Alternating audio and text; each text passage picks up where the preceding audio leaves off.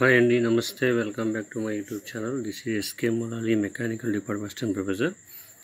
So ఈరోజు మనం ఒక వీడియో చేస్తున్నామండి. ఆ వీడియో ఏంటంటే ఫస్ట్ ఇయర్ సంబంధించి ఫస్ట్ సెమిస్టర్లో ఉన్న బీటెక్లో బీసీఎంఈ అని సబ్జెక్ట్ అనమాట. సో ఆ బీసీఎం సబ్జెక్ట్ అంటే ఏంటి, సబ్జెక్ట్ సంబంధించి క్వశ్చన్ పేపర్ ఎలా ఉంటుంది, తర్వాత సిలబస్ కాపీ ఏంటి, తర్వాత సబ్జెక్ట్ టాపిక్స్ యూనిట్లో ఏమేమి ఉంటాయి, దానికి సంబంధించి టాపిక్ చదువుతాం అనమాట. సో ఈ వీడియో మీరు పూర్తిగా వినండి, చూడండి, అంటే మీకు ఏ విధంగా అర్థమవుతుందో తెలుస్తుంది అనమాట. పూర్తిగా వింటేనే మాత్రం మీకు అర్థమవుతుంది, లేకపోతే స్కిప్ చేసి మాత్రం ఏం అర్థం కాదు. సో ఈరోజు ఈ వీడియో ద్వారా మీకు ఎక్స్ప్లెయిన్ చేద్దాం అనుకుంటున్నాను సబ్జెక్ట్ గురించి ఎక్స్ప్లెనేషన్. సబ్జెక్ట్లో క్వశ్చన్స్ ఎలా ఉంటాయి, అంటే క్వశ్చన్ ప్యాటర్న్ ఎలా ఉంటుంది ఏంటి, దాని గురించి ఎక్స్ప్లెయిన్ చేస్తున్నాను అనమాట. సో ఇంజనీరింగ్ స్టూడెంట్స్కి ఇది కామన్ టు ఆల్ బ్రాంచెస్ అనమాట. సో ఫస్ట్ ఇక్కడ బీసీఎంఈ అంటే ఏంటంటే basic civil and mechanical engineering అనమాట. ఇది కామన్ టు ఆల్ బ్రాంచెస్ పెట్టారనమాట. AR 23 regulation.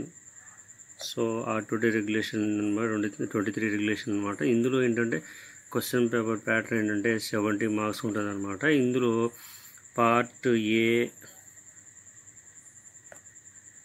And part B ఉంటుందన్నమాట. So part A and part B, ఇందులో పార్ట్ ఏస్ వచ్చేసి మనకి 10 మార్క్స్ ఉంటాయి. ఆ 10 మార్క్స్ వచ్చేసి 1 × 1 = 10 అనమాట. అంటే 1 × 1 = 10 అంటే ఒక్కొక్క క్వశ్చన్కి ఒక మార్క్, కాబట్టి 10 క్వశ్చన్స్ వస్తాయి అనమాట. ఇందులో 2 సిస్టమ్స్ అనమాట. ఒకటేమో సివిల్ నుంచి 5 క్వశ్చన్లు వస్తాయి, రెండోదేమో మెకానికల్ నుంచి 5 క్వశ్చన్లు వస్తాయి అనమాట. సో సివిల్ నుంచి 5 క్వశ్చన్లు, సో ఇది ఒకటి ఒక మార్క్ అనమాట, 5 వచ్చేస్తాయి.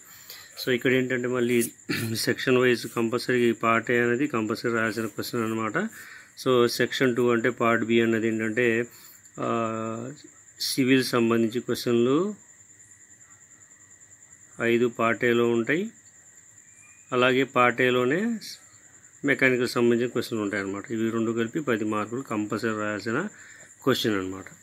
అలాగే ఇప్పుడు పార్ట్ బిలోకి వచ్చేసి మనకి సివిల్లో పార్ట్ బిలో వచ్చే క్వశ్చన్లు ఎలా ఉంటాయంటే క్వశ్చన్ నెంబర్ 2 అనుకోండి, ఇక్కడ ఏ ఉంటుంది, బి ఉంటుంది. ఇందులో 5 10 మార్క్స్. ఇది కాకుండా ఓఆర్ఆర్, ఇవి రెండు కాకపోతే ఏ బి, ఇది కూడా 5 10 మార్కులు అనమాట. సో ఇదైనా రాయొచ్చు, ఇదైనా రాయొచ్చు. అలాగే థర్డ్ క్వశ్చన్లో ఏ బి, ఇందులో కూడా 5 10 మార్కులు.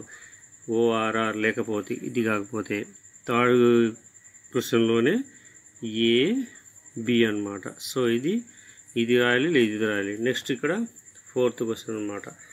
సో ఏ అండ్ బి, ఇది కూడా 5 మార్క్స్ 10 మార్క్స్, లేదంటే ఓఆర్ఆర్ ఏ బి, ఇది కూడా 5 10 మార్క్స్ అనమాట. ఇది సివిల్ సంబంధించి. అంటే సపోజ్ ఇది ఒకటో క్వశ్చన్ అనుకోండి, ఇది 2 3 అవుతుంది అనమాట. ఇది పార్ట్ ఏ అనేది సివిల్ సంబంధించిన పార్ట్ అనమాట, ఎస్ఏ క్వశ్చన్లలో. అలాగే ఇక మెకానికల్లో వచ్చేసరికి ఇది 3 థర్డ్ క్వశ్చన్ అనుకోండి, ఇక్కడ ఫోర్త్ క్వశ్చన్ అవుతుంది అనమాట. ఇందులో A B 5 10 marks. Or A B 5 10 marks.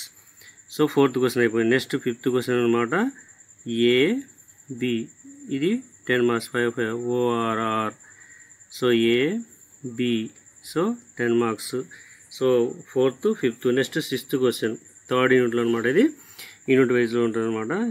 A B 5 10 or. Sixth క్వశ్చన్లోని ఏ బి 5 + 10. సో వీటిలో నుంచి సివిల్లో నుంచి అయినా సరే, మెకానికల్లో అయినా సరే రాసే విధానంలో 60 మార్క్స్ కంటే 5 క్వశ్చన్లు రాయాలి. సో షార్ట్ ఆన్సర్ వచ్చేసి 1. సో 10, ఇక్కడ 10 + 60 70 మార్కులు క్వశ్చన్ పేపర్ అనమాట. సో మీరు ఎంచుకునే విధానంలో ఏదైనా సరే ఇందులో నుంచి రాయొచ్చు, ఇందులో నుంచి రాయొచ్చు, ఇందులో నుంచి సరే మనకి ఇక్కడ రాయడానికి ఆస్కారం ఉందన్నమాట. ఇది క్వశ్చన్ పేపర్ ప్యాటర్న్ ఉంటుంది అన్నమాట, క్వశ్చన్ వైజ్.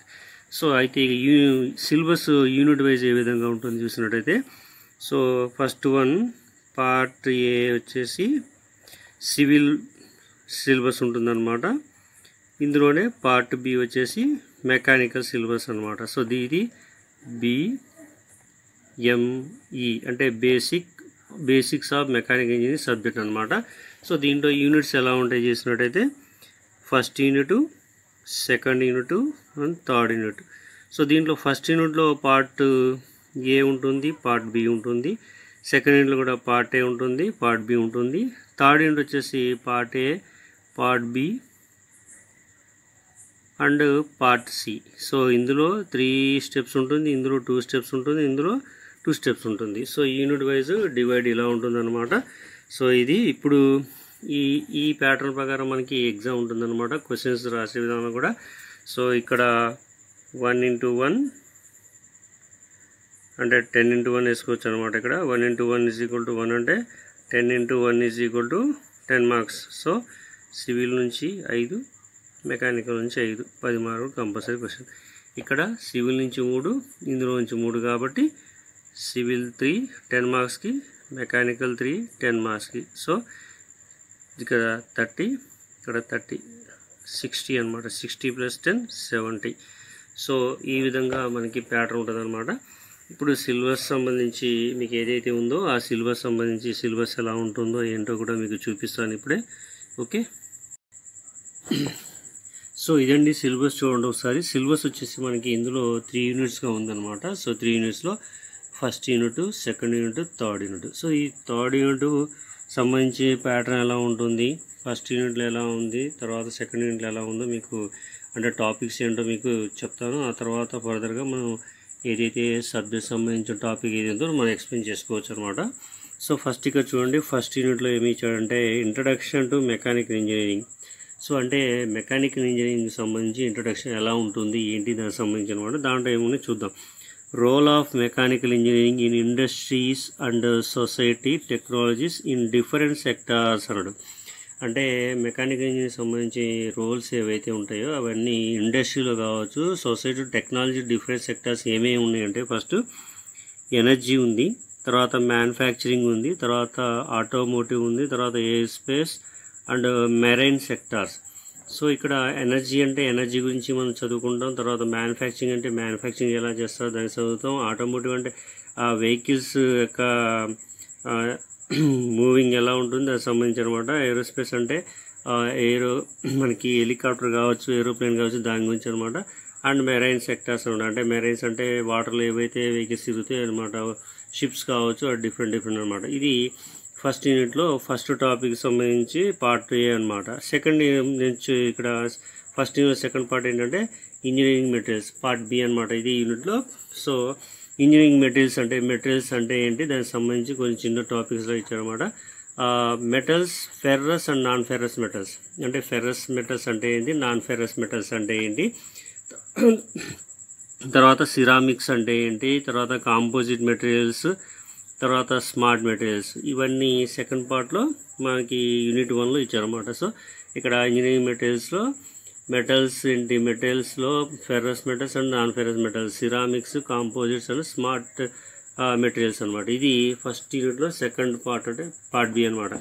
అలాగే సెకండ్ యూనిట్కి వచ్చేసరికి మనకి ఫస్ట్ పార్ట్ వచ్చేసి మ్యానుఫ్యాక్చరింగ్ ప్రాసెస్ ఉంది.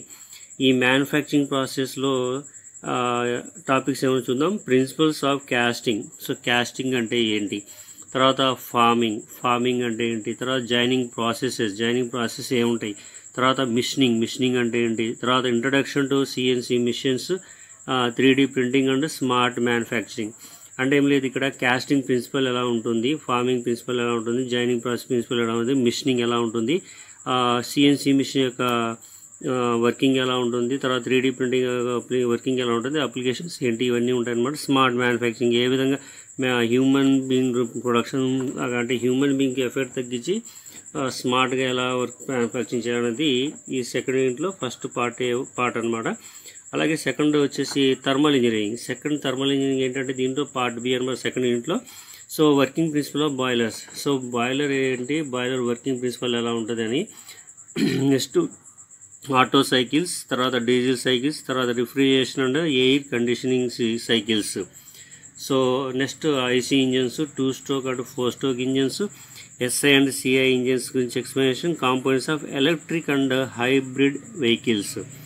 అంటే వీటికి సంబంధించి ఏదైతే థియరిటికల్గా ఉందో దానికి సంబంధించి అనమాట చిన్న చిన్న బేసిక్ లెవెల్లో ఉంటుందన్నమాట. So common to all branches కాబట్టి. నెక్స్ట్ వచ్చేసి థర్డ్ యూనిట్లో ఏమి ఇచ్చారంటే పవర్ ప్లాంట్. సో పవర్ ప్లాంట్లో ఎలా ఉంటుంది, working principle of steam, diesel, hydro, nuclear power plants. So ఇందులో పార్ట్ బి వచ్చేసి mechanical power transmission, belt drives, chain rope drives, gear drives and their applications. తర్వాత ఇంట్రడక్షన్ టు రోబోటిక్స్లో joints, links, configurations and applications of robotics. అంటే ఇక్కడ 3 parts ఏముందంటే third యూనిట్లో part A, part B, part C అనమాట. So power plant సంబంధించి ఏవైతే details ఉన్నాయో అవన్నీ ఎక్స్ప్లెనేషన్ ఇందులో ఉంటుంది.